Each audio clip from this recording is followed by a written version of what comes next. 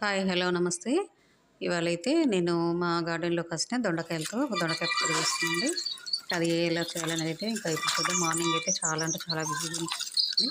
ఇంకా చాలా హడావుడిగా ఉందనమాట. ఇంకా మా చెట్టుకి కాసిన దొండకాయలైతే కట్ చేసుకుంటున్నా. చూడండి చాలా అంటే చాలా వచ్చినాయి.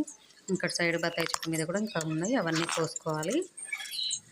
ఇంకా పిల్లల స్కూల్ టైం అయితుంది కదా అని చెప్పి ఇంకా హడావుడిగా కోసుకుంటున్నా.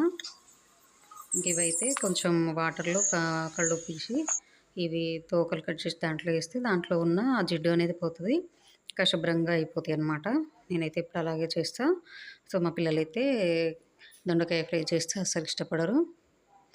కర్రీ కానీ, ఇంకా ఫ్రై కానీ అయినా అప్పుడప్పుడు ఫ్రై చేస్తా. ఇంకా పచ్చడైతే ఇంకా బాగా తింటారని చెప్పి మా చిన్న పాప అయితే దొండకాయ ఫ్రై వద్దు మమ్మీ ఇంకా పచ్చడి చేయమని చెప్పింది. ఎప్పుడు కొత్తిమీర, నువ్వులు ఇవన్నీ చేస్తా. సో, ఈరోజైతే ఇంకా కొత్తిమీర లేదు. ఇంకా నువ్వులు కూడా వేయడానికి మర్చిపోయా. ఇంకా ఫాస్ట్‌గా ఉంటది కదా చేయడానికి. హడావిడిలో మర్చిపోయాననమాట.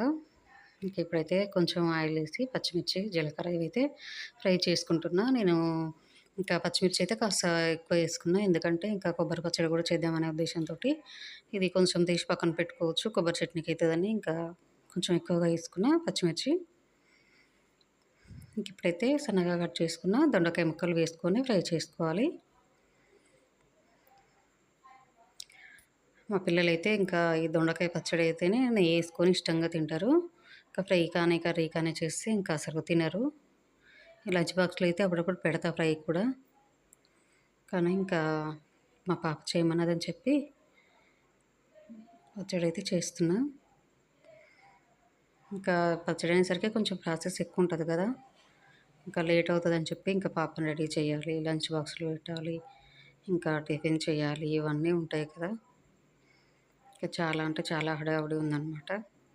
కొంచెం కరివేపాకు, కొత్తిమీర కూడా వేసుకుంటే బావుంటది. కానీ కొత్తిమీర అయితే లేదు. కొంచెం కరివేపాకు వేసుకున్నా.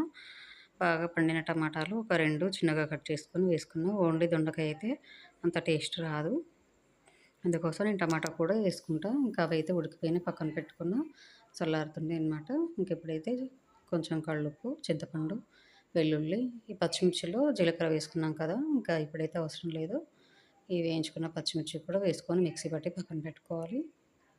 ఇప్పుడైతే దొండకాయ పచ్చడి పోపు చేయడానికైతే ఆయిల్ తీసుకొని పోపు గింజలు, ఎండుమిర్చి, ఇంకా వెల్లుల్లి నేనైతే లెఫ్ట్ హ్యాండ్‌లో ఫోన్ పట్టుకుని అదే షేడ్ వస్తుందనమాట.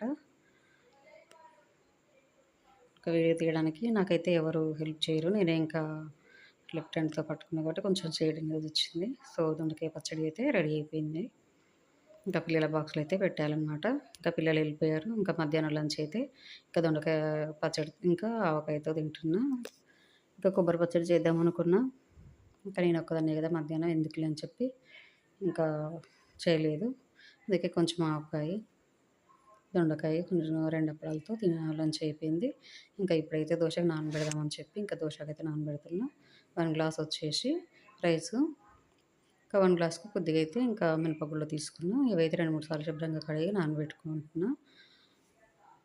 ఇవైతే ఇంకా పునుగులు గానీ, గుంట పొంగనాలు కానీ ఇంకేవైనా ఇంకా 1 గ్లాస్ రైస్, 1 గ్లాసు మినపగుళ్ళు తీసుకుంటే ఏదైనా దీంతోనే చేసుకోవచ్చు బోండాలవి.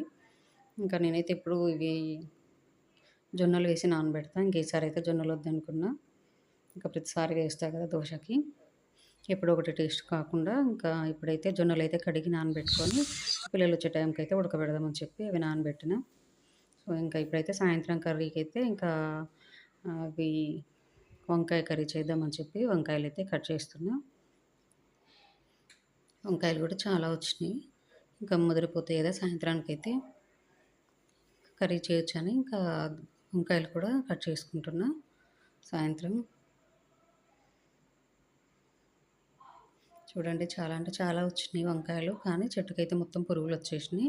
మొత్తం హోల్స్ పడిపోయినాయి చూడండి ఆకులైతే. ఇంకా గ్రీన్ కలర్‌లో ఉండాల్సినవి మొత్తం వైట్ కలర్‌లోకి వచ్చేస్తున్నాయి ఆ పురుగుల వల్ల. ఇంకా నేనైతే కర్రీకి కావాల్సినన్ని తీసుకున్నా. ఇంకా మిగతావైతే ఇంకా చెట్టుకుంచేసిననమాట. ఇంకా పిల్లలు తినరు ఈ వంకాయ. అందుకోసమని కొద్దిగా తీసుకున్నాననమాట. ఎంత ఫ్రెష్‌గా ఉన్నాయో వంకాయలు.